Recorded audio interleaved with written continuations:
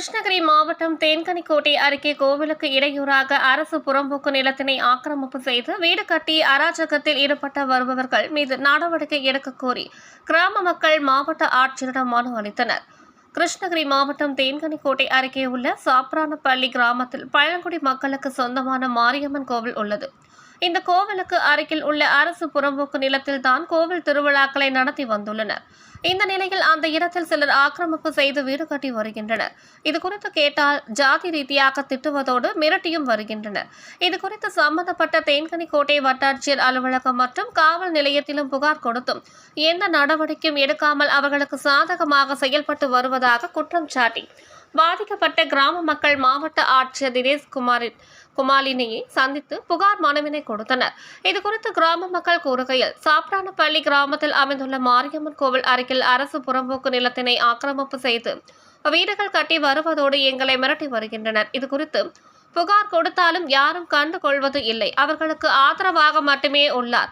எங்களை ஜாதியில் பெயரை குறிப்பிட்டு பேசி வரும் நபர்கள் மீது ஆதி திராவிடர் மற்றும் பழங்குடியினர் பாதுகாப்பு சட்டத்தின் கீழ் நடவடிக்கை எடுத்து மாரியம்மன் திருக்கோவிலுக்கு இடையூறாக வீடுகள் கட்டி வருபவர்கள் மீது நடவடிக்கை எடுக்கப்பட வேண்டும் என்று குறிப்பிட்டனர். மாவட்டம் தேன்கனிக்கோட்டை வட்டத்துக்கு உட்பட்ட சாப்ரானப்பள்ளி கிராமத்தில்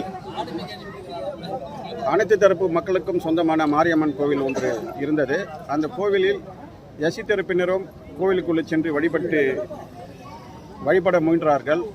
அப்போது அந்த கிராமத்தில் உள்ள அதாவது உயர் சமூகம் என்று சொல்லி கூறிக்கொள்பவர்கள் அந்த கோவிலுக்குள்ளே நாங்கள் வரமாட்டோம், இதை தாழ்த்தப்பட்ட மக்களுக்கே நாங்கள் விட்டுவிடுகிறோம், தாழ்த்தப்பட்ட மக்கள் சென்ற கோவிலுக்குள் நாங்கள் கால வைக்க மாட்டோம் என்று விட்டுவிட்டார்கள்.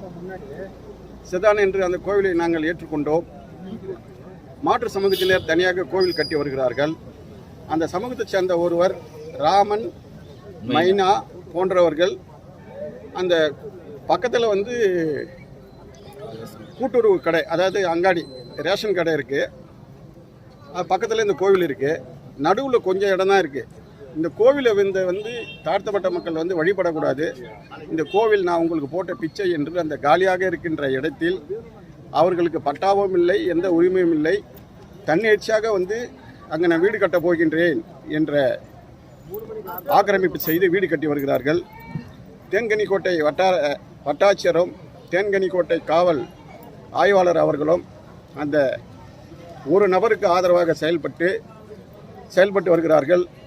இந்த போக்கை நீடிக்கக்கூடாது, தாழ்த்தப்பட்ட மக்களுக்கு ஒரு நீதி வேண்டும் என்று இன்று மாவட்ட ஆட்சியரையும் காவல் கண்காணிப்பாளரிடமும் தாழ்த்தப்பட்ட மக்கள் தெய்வ வழிபாடு செய்ய உரிமை வேண்டும் என்று மனு கொடுத்துள்ளோம். அந்த தனிநபர் மீது நடவடிக்கை செய்தியாளர்கள் வாயிலாக கேட்டு